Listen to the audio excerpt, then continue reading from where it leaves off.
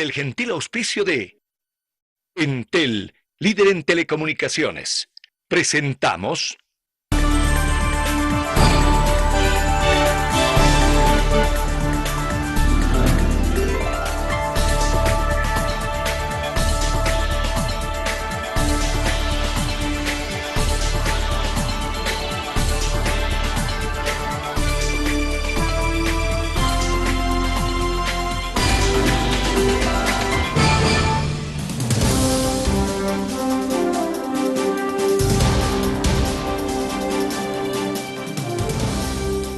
El órgano ejecutivo promulgó el nuevo Código del Niño, Niña y Adolescente que protegerá los derechos de esta población y las obligaciones van a ser reguladas por parte de los 3 niveles del Estado. Así iniciamos a Villar las Noticias. Paola Saavedra los saluda. Amigos, qué gusto acompañarlos. Póngase cómodo que inician 60 minutos con la mejor información. Vamos a ver un resumen de los hechos más destacados hasta esta media jornada en nuestros titulares. Un comunicado de la Corte Internacional de Justicia de La Haya comunicó la suspensión del tratamiento de la demanda marítima boliviana para resolver antes la excepción preliminar presentada por Chile el pasado martes 15 de julio. El órgano ejecutivo promulgó el nuevo Código Niño-Niña-Adolescente. El presidente en ejercicio resaltó aspectos como la implementación de la figura del infanticidio y la regulación del trabajo de menores. Una comisión de la Cámara de Diputados iniciará la investigación de la contaminación del río Pilcomayo. Paralelamente, se hará un estudio de impacto ambiental para determinar el nivel de contaminación de las aguas.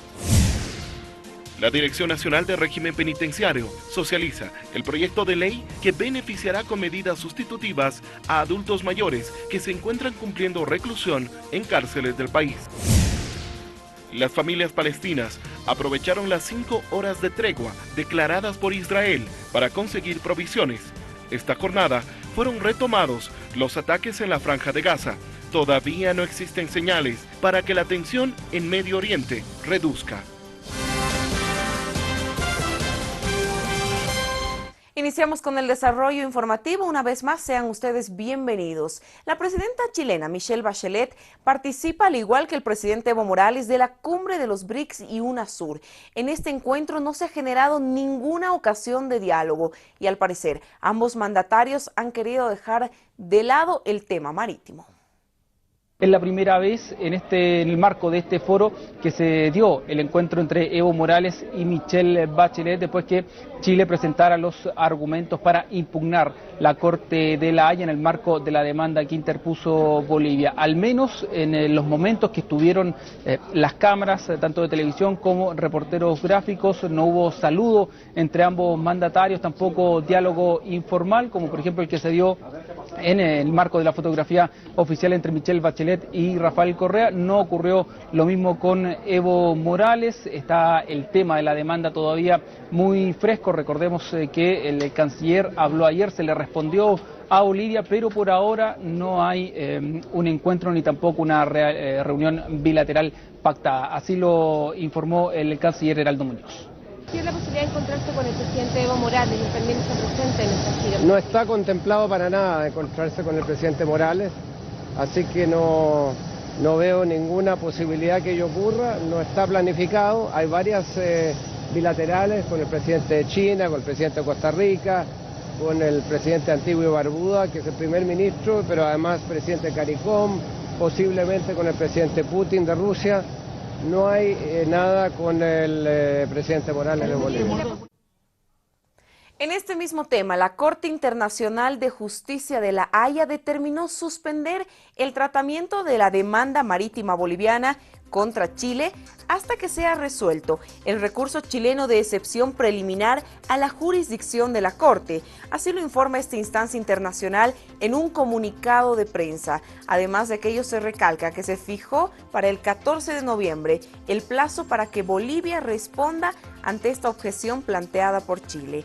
Dice textualmente, de conformidad con el párrafo 5 del mismo artículo 79 del reglamento de la Corte, el procedimiento sobre el fondo, por tanto, ha sido suspendido, refiere parte del comunicado de prensa publicado en el idioma inglés. El documento fue publicado en la página web de la Corte Internacional de Justicia y refiere que el presidente de esta instancia, Peter Tonka, fijó el plazo hasta el 14 de noviembre para que Bolivia presente una declaración por escrito de las observaciones y presentaciones sobre la excepción preliminar a la jurisdicción de la Corte planteada por la República de Chile en el caso relativo a la obligación de negociar el acceso al Océano Pacífico.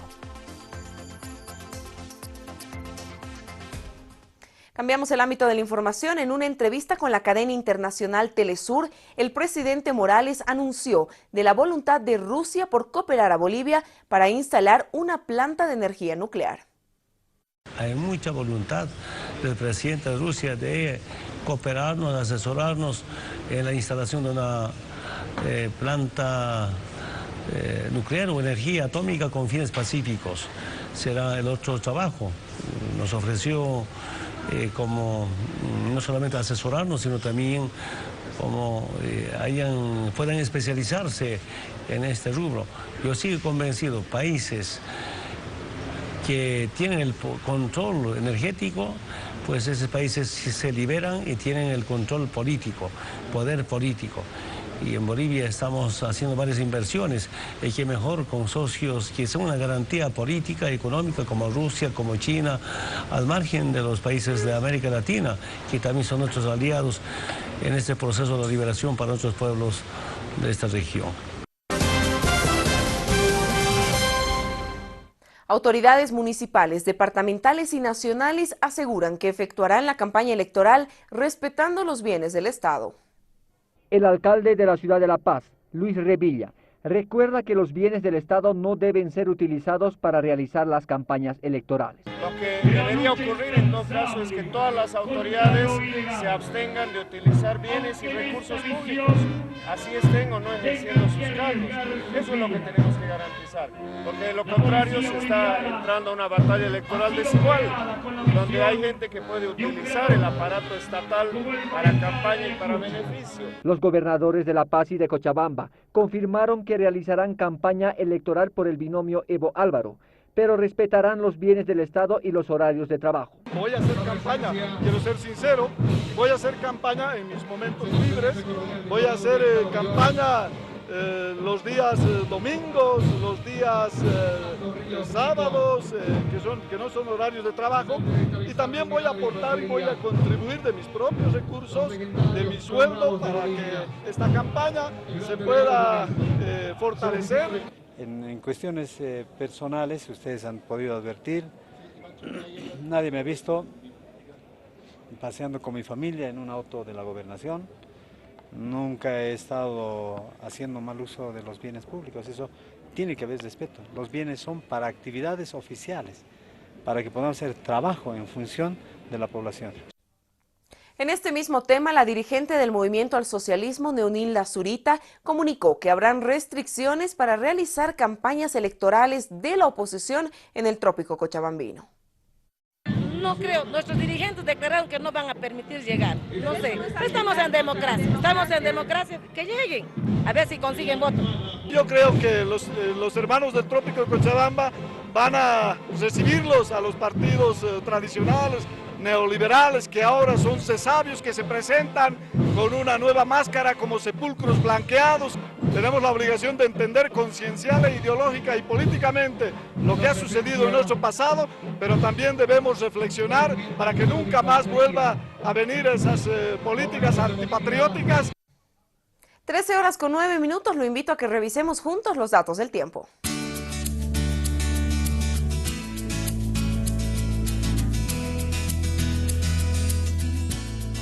Datos del tiempo, temperaturas actuales a esta hora de la tarde en todo el país. En La Paz 11 grados centígrados, en Oruro 9 grados, en Potosí 8 grados. ¿Cómo está el clima en la región de los valles? En Cochabamba 19 grados centígrados la temperatura actual, en Sucre 20, en Tarija 22.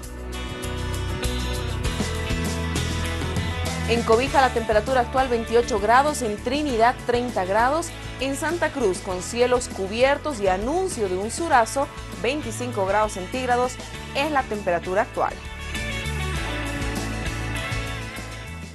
Permítanos hacer una pausa en Avia Yala Noticias. La primera, al retornar, estaremos ahondando en los detalles de este conflicto en la Franja de Gaza que está enlutando a cientos de familias. Incluso en varias ocasiones, la zona de Beit Lahia, Beit Hanun, Zeytun o Shia.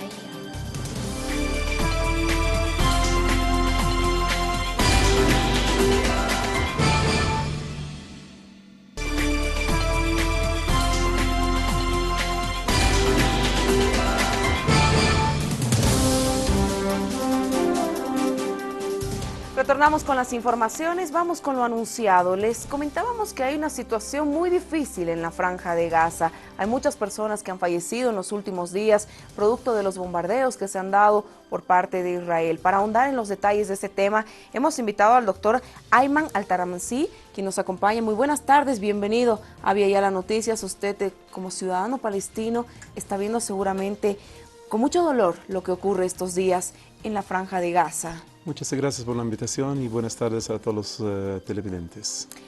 Doctor, coméntenos a su modo de ver, con el conocimiento que tiene usted, siendo un ciudadano palestino, para que todos podamos conocer qué es lo que está ocurriendo en este momento en la Franja de Gaza. Todos conocemos de muchas muertes, sin embargo, ¿cuál cree usted que es el trasfondo de este enfrentamiento, de estos bombardeos? En realidad, el fondo de estos bombardeos, estas masacres, el genocidio que ha comenzado hace 11 días, en realidad que ha llevado más de 230 vidas, la mayoría de ellos son niños, ancianos y mujeres, y más de 1.800 heridos, y casi 500 casas destruidas completamente, y 7 o 8 familias exterminadas completamente. Realmente es por el pretexto y el argumento falso que Israel que ha llevado en junio para el secuestro de 3 colonos soldados israelitos, en realidad que ningún grupo palestino ha asumido la responsabilidad del secuestro de aquellos soldados y después que le encuentran a los 20 días muertos en un pozo, que agarran un palestino adolescente de 15 o 16 años, el Mohamed Abu Khadr, en Jerusalén y le queman vivo. Y el ejército de Israel o el gobierno de Israel estaba buscando hace más de 5 o 6 meses un argumento o excusa para bombardear y atacar a Gaza, porque el gobierno de Israel realmente se ha fundado hace más de casi aproximadamente 66 años sobre las masacres y el genocidio de los pueblos vecinos como Siria, Líbano, Jordania, Egipto y Palestina. Y desde el 2006 está la situación en la Franja de Gaza, está insoportable porque cada 2-3 años están atacando y bombardeando la Franja de Gaza, dejando miles de muertos y la mayoría de ellos civiles. Porque en realidad, porque la gente de la Franja de Gaza contra su política de Israel, entonces, por lo tanto, desde que hubo el embargo a la Franja de Gaza el 2006, en realidad donde viven casi aproximadamente 2 millones de habitantes en la superficie más poblada del mundo, podemos decir,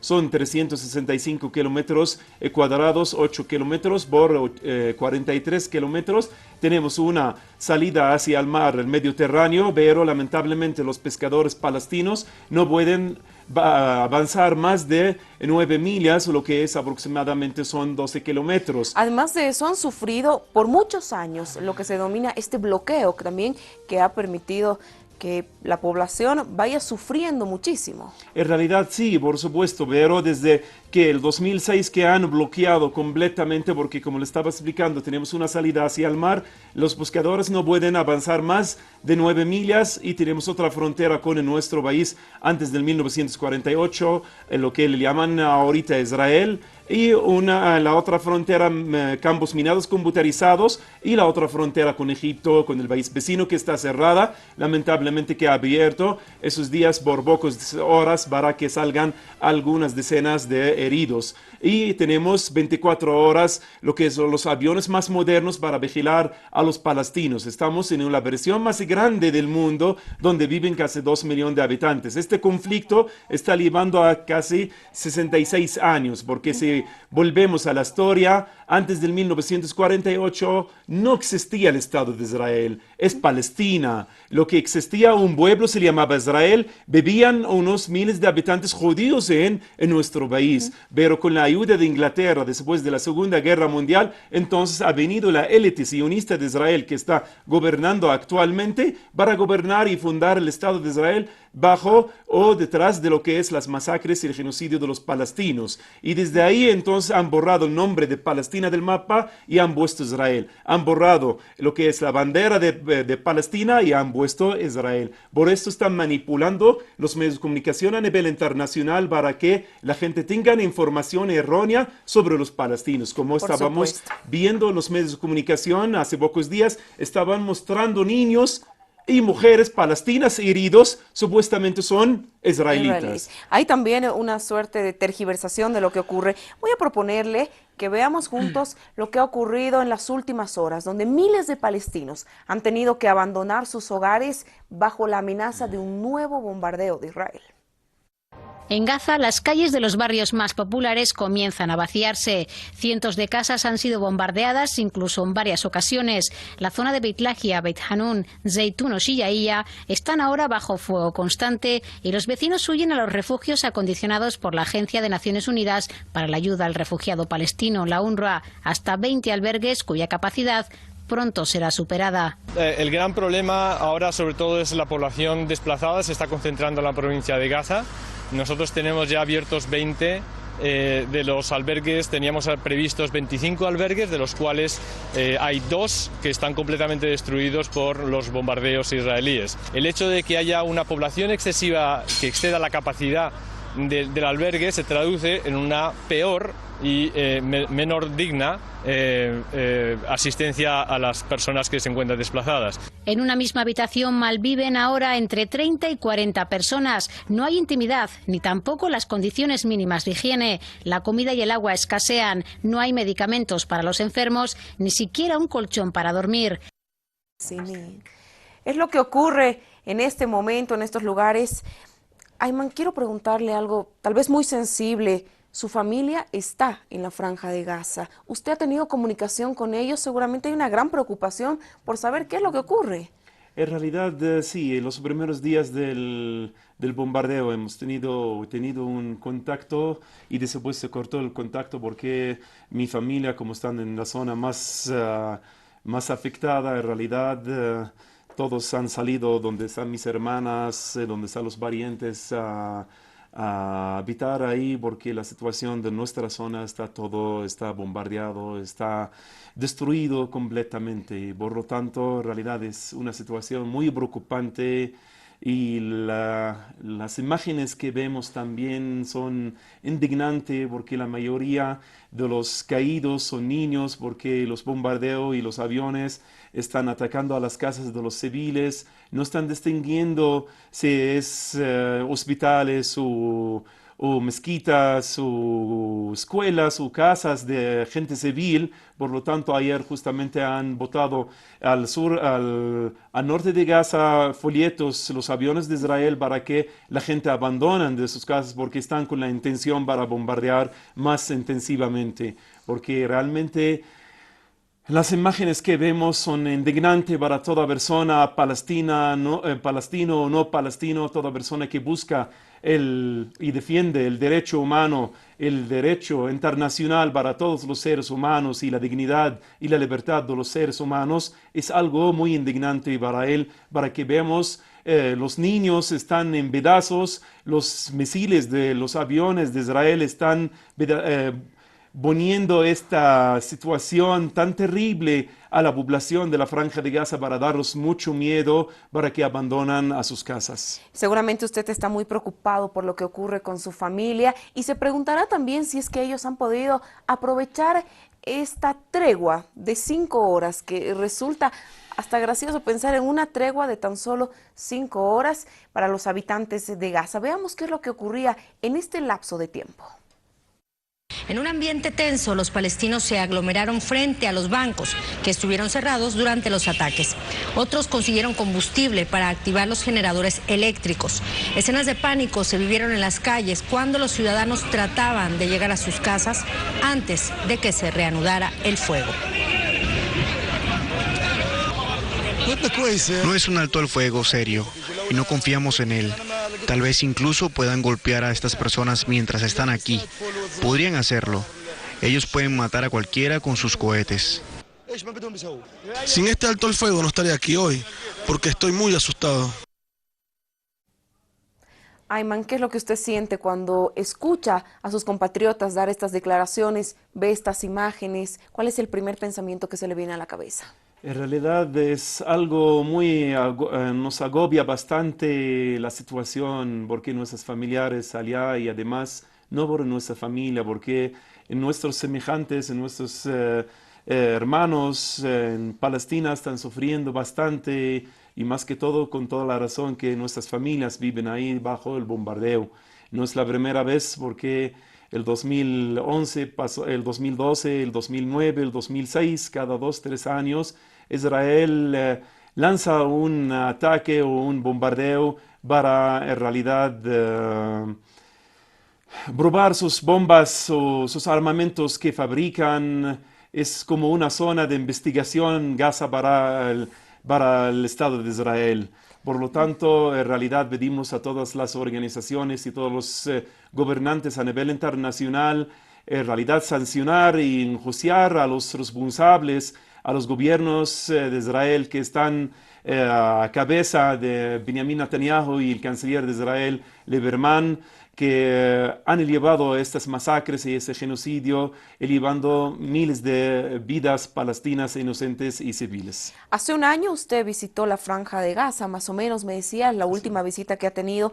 ¿Cómo es que le cuesta al pueblo palestino recuperarse de cada uno de estos bombardeos, de estos ataques? En realidad sí, mi última visita fue el año pasado, cuando hubo una tregua, un tiempo de tranquilidad, pero desde ahí ya realmente se cerró la frontera con Egipto y nadie puede entrar ni salir, solo más las ayudas humanitarias, y últimamente hace más de 6 meses ni las ayudas humanitarias están entrando, porque actualmente con estas situaciones que estamos viviendo en la Franja de Gaza hay muchos equipos médicos que están llegando de muchos países del mundo para entrar a ayudar a los heridos y a la gente afectada y lesionada en la Franja de Gaza, pero lamentablemente están trancados a la frontera en el territorio egipcio. Es la prisión al aire libre más grande del mundo, se puede decir. Es la prisión más grande del mundo, le llamamos como palestino, le llamo el gueto, en realidad el gueto de la Franja de Gaza. Y pedimos a todos los gobernantes que condenan y apoyan y solidarizan con la causa palestina, con el pueblo palestino, porque el pueblo palestino en la Franja de Gaza y en general en todo el territorio palestino pide su libertad y busca su libertad, y para que pueda vivir con dignidad como todos los pueblos del mundo. Esto es lo que pedimos y preguntamos a todo ser humano. El palestino no está incluido dentro de los derechos humanos o dentro de lo que es en realidad los derechos de los niños, de los ancianos, de las mujeres, porque es algo, da mucha lástima y mucha pena que los gobernantes y las organizaciones internacionales están viendo tantas masacres y tanto genocidio en la Franja de Gaza y no se mueve. El silencio realmente es un participante en lo que es el genocidio y las masacres contra el pueblo palestino. Para ir cerrando la entrevista, lo voy a invitar a que revisemos algunas de las consecuencias que ha generado esta ofensiva israelí. La agresión israelí contra la Franja de Gaza no ha sido una sorpresa. Israel ya venía buscando excusas para lanzar su guerra contra la resistencia palestina, después del desarrollo notable del potencial en cohetes de esta última. Tel Aviv aprovechó la muerte de 3 colonos a manos desconocidas para responsabilizar al movimiento Hamas de dicho incidente.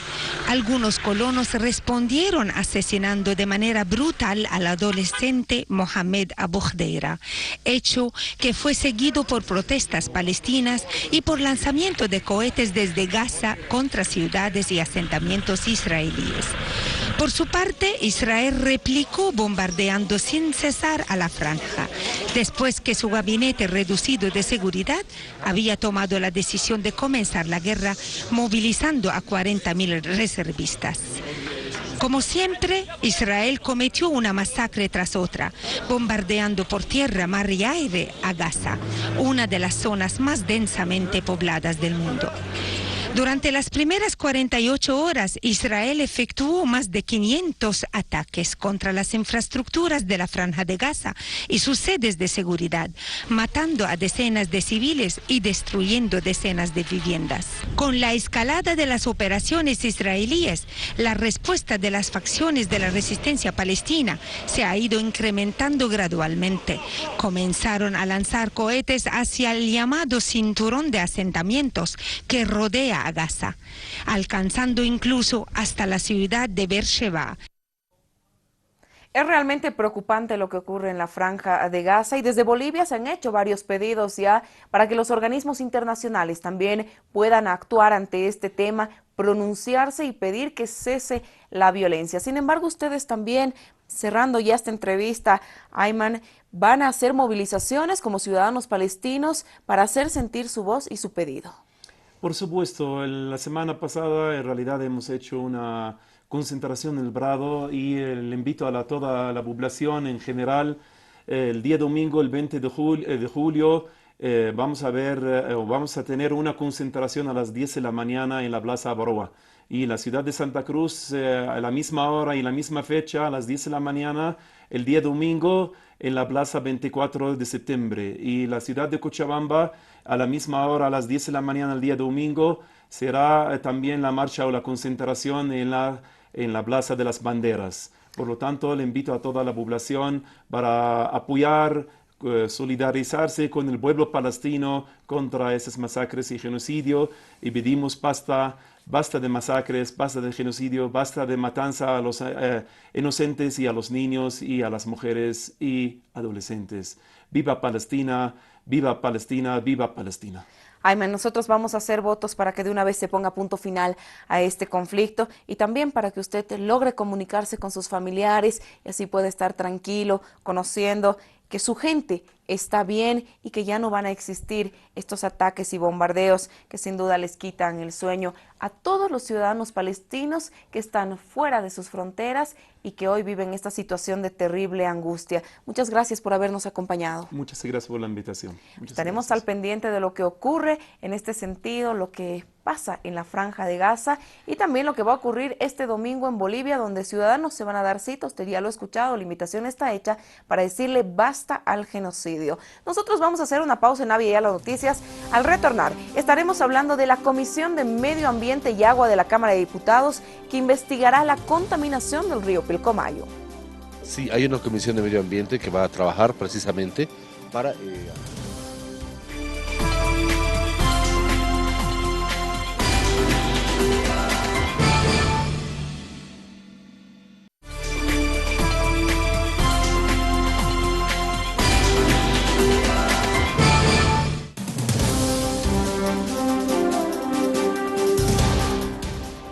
13 horas con 35 minutos, continuamos con las informaciones, somos Avia Yala Noticias. El expresidente de la Corporación Minera de Bolivia dio a conocer que en el río Pilcomayo se tiene que realizar un estudio de impacto ambiental para determinar si los residuos son líquidos o no y cuánto estarían contaminando las riberas del río Pilcomayo.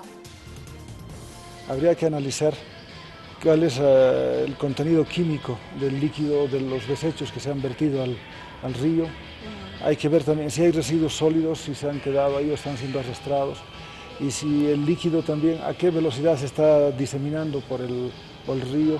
Y en función de eso hay que tomar medidas correctivas, ¿no?, que obviamente tienen que estar a cargo de la empresa. Una comisión especial de la Cámara de Diputados investigará el vertido de 30.000 metros cúbicos de desechos tóxicos al río Pilcomayo. El presidente de la Brigada Parlamentaria de Potosí, Estanis Condori, señaló que la comisión investigadora, integrada por más de 10 legisladores de los departamentos de Potosí, Chuquisaca y Tarija, iniciará la pesquisa el próximo martes. La minería tiene que asumir una responsabilidad muy grande en cuanto a al manejo de los desechos, al manejo de los productos químicos también. Si se trata de químicos que están disueltos, hay que ver el caudal del río también, ver en qué proporción se ha disuelto. Y quizás ahí ya no se pueda hacer gran cosa. Ahora, si se trata de residuos sólidos que se han quedado dentro del río, si bien no se puede hacer nada, tampoco es muy contaminante, ¿no? Si no para que se disuelvan los elementos pesados o el azufre en el agua necesita el oxígeno del aire. Y si no hay eso, ahí en el lecho del río no pasa gran cosa, ¿no? Entonces hay que ver primero qué químicos son los que se han introducido al lecho del río, ¿no? En este mismo tema, la Comisión de Medio Ambiente y Agua de la Cámara de Diputados investigará la contaminación en el río Pilcomayo, además de pedir las sanciones pertinentes para los responsables. Sí, hay una comisión de medio ambiente que va a trabajar precisamente para hacer la investigación correspondiente dentro de lo que corresponde precisamente a las funciones que tiene cada una de las comisiones que trabajan en la Cámara de Diputados. Sí, y hemos emitido una minuta de comunicación, incluso hace un día atrás, antes del feriado, en la sesión, pidiendo precisamente que las instancias del Ejecutivo brinden el informe necesario y la remediación sobre este tema que se ha denunciado en la contaminación del río Pilcomayo.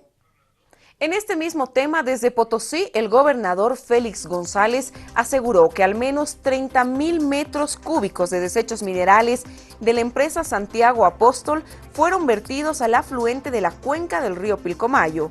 9 comunidades de la ribera, animales y la actividad agropecuaria fueron afectados con la contaminación de sodio, hierro, cromo y magnesio, los que fluyeron desde el pasado 4 de julio y todavía permanecen en el río pese a la suspensión de las actividades mineras. En cuanto al pedido efectuado por Argentina y Paraguay a la Cancillería boliviana sobre este desastre ambiental, se informó que una delegación encabezada por el vicecanciller Juan Carlos Alurralde se trasladará a Buenos Aires en un encuentro trinacional este próximo 24 de julio para evaluar la situación del río Pilcomayo.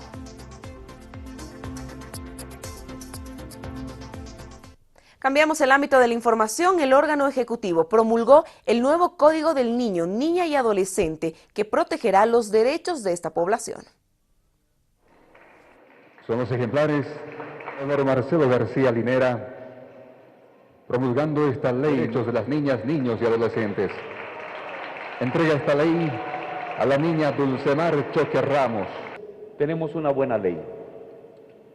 Tenemos una buena ley que protege al niño y a la niña, que articula los sistemas dispersos del Estado, que reconoce derechos y convierte a los niños y niñas y adolescentes en sujetos participantes de sus derechos. Establece obligaciones para los municipios, establece obligaciones para las gobernaciones, establece obligaciones para el gobierno nacional para apoyar, proteger y garantizar y velar el cumplimiento de estos derechos. Es una buena ley que recoge realidad con transformación, que recoge convenios internacionales con la situación actual y cómo se articulan para ir transformando de manera viable. En la Cámara de Diputados se retomó el tratamiento del nuevo Código de Familia. Todos los detalles llegan tras la pausa. Son 3 días que venimos trabajando sobre el Código de Familia en plenaria.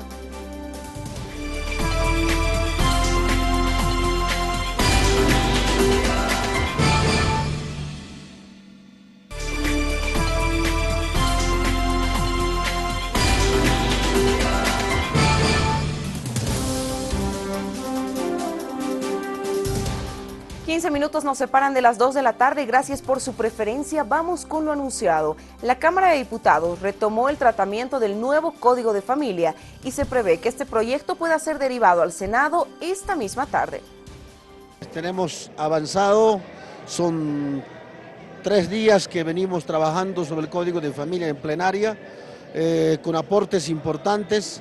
Encontramos de que este nuevo Código de Familia es un código de avanzada, un código revolucionario, porque establece con claridad los roles, los derechos y deberes que tienen que tener los miembros de la familia, ¿no? Y además el procedimiento para resolver conflictos familiares son de mayor celeridad, es decir, son orales, públicos, ya no son más escritos, ya no van a demorar años y años de un proceso familiar, sino que estos van a acabar en menos de 8 meses. Otros temas importantes, el problema de la asistencia familiar.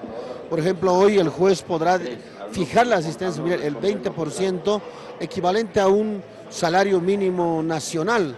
No, hoy en día los asistencia familiar se fija por debajo de las necesidades, es decir, se fija 50, 100 bolivianos mensuales. Este viernes a las 10 de la mañana la Asamblea sesionará para tratar la comisión que trabajará durante el receso parlamentario. Para tomar las comisiones que se van a quedar durante estas 2 semanas y declarar el receso hasta primera semana de agosto.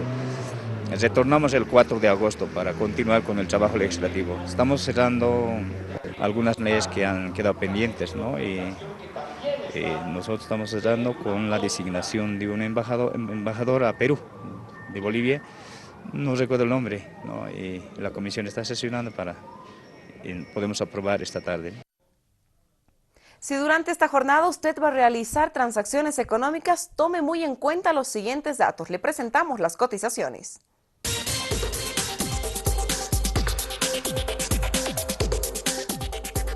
Cotizaciones en su pantalla: el dólar para la compra 6 bolivianos con 86 centavos, para la venta 6 con 96.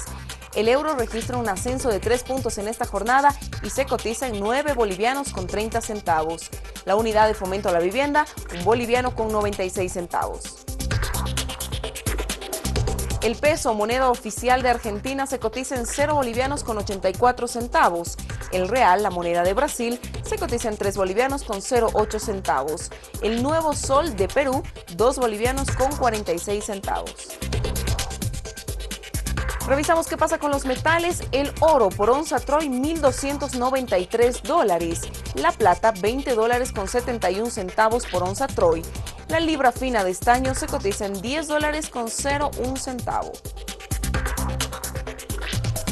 El precio del gas, 1 boliviano con 66 por metro cúbico.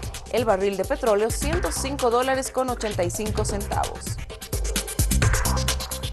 El precio de la gasolina inamovible, 3 bolivianos con 74 centavos por litro. El diésel, 3 con 72 por litro.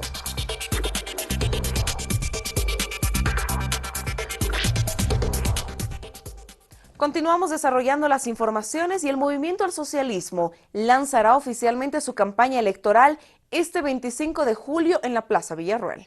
Todos somos Evo, con Evo vamos bien. Todos somos Evo, con Evo vamos bien. Todos somos Evo, con Evo vamos bien. La Coordinadora Nacional por el Cambio, CONALCAM, oficializó el lanzamiento de la campaña electoral del binomio del Movimiento al Socialismo Evo Álvaro para este próximo 25 de julio a partir de las 15 horas en la Plaza Villarroel. Vamos a partir de este lanzamiento de nuestra primera convocatoria, nuestra gran concentración, van a haber concentraciones en cada uno de los departamentos, va a haber concentraciones en cada uno de los sectores y quisiéramos acercarnos al 1.000.000 de concentración y esperemos que eso vamos a conseguir. Todos los sectores estamos garantizando la asistencia de los mineros, los fabriles, los campesinos, los constructores, vamos a estar los maestros, van a estar los estudiantes. En las áreas rurales del país, las organizaciones sindicales financiarán la campaña electoral del MAS mediante los usos y costumbres según la región. Cada autoridad sale con sus propios medios a esos ampliados provinciales, también las centrales agrarios, con nuestros APTAPIs, con nuestros propios medios. Entonces, esa es la práctica que tenemos, no necesitamos recursos nosotros como movimientos sociales. Pero sin embargo, a nivel de las organizaciones sociales nacionales, está de la misma manera analizándose de que nosotros tenemos que movernos con nuestros propios recursos, con nuestros propios medios, para no afectar ningún recurso del Estado. Continuamos hablando de temas electorales, esta vez desde Cochabamba, donde las juntas vecinales aseguran que fueron tomadas en cuenta para la elaboración de las listas de los candidatos del movimiento al socialismo. Juntas vecinales de Cochabamba participaron de manera activa en la selección de candidatos del movimiento al socialismo. Es a través de la FEJUVE que cuentan con 3 candidatos a diputados uninominales para las circunscripciones 2021 y 22. Destacan sobre todo el respeto a la paridad y alternancia. Joel Flores aseguró que estos candidatos son dirigentes vecinales.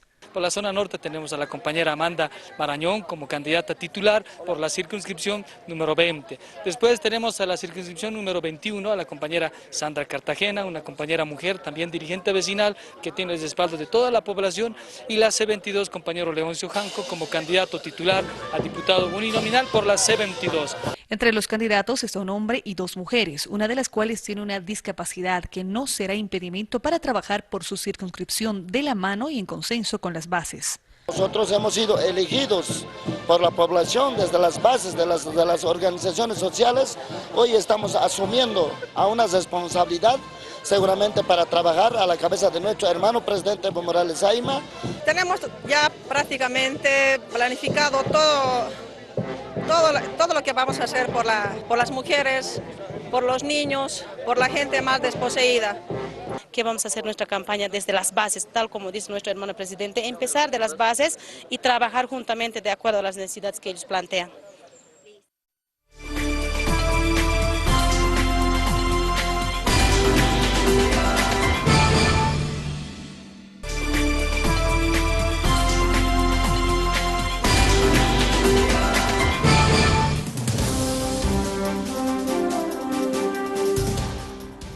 Un día como hoy, un 17 de julio, en el año 1980, se dio el golpe de estado de García Meza y la desaparición del líder Marcelo Quiroga Santa Cruz. Hoy, activistas de derechos humanos y familiares de las víctimas recordaron esta fecha.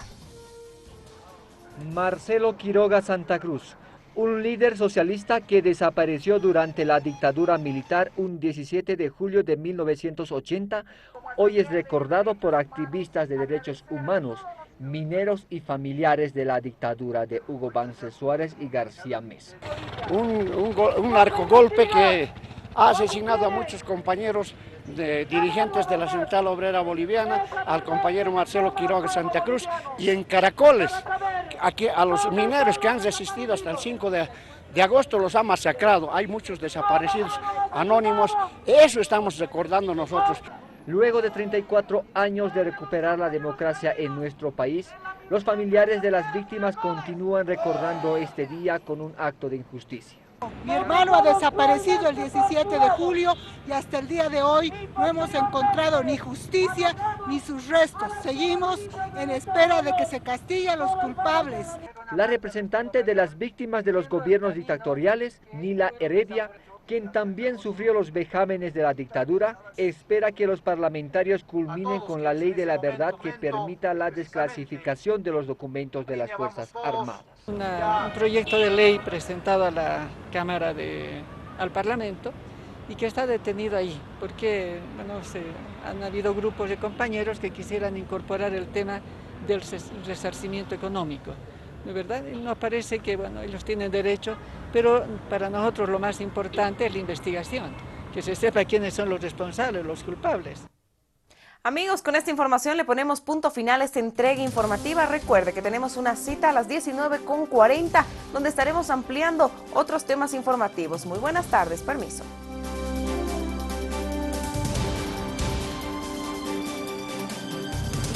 Con el gentil auspicio de Entel, líder en telecomunicaciones, hemos presentado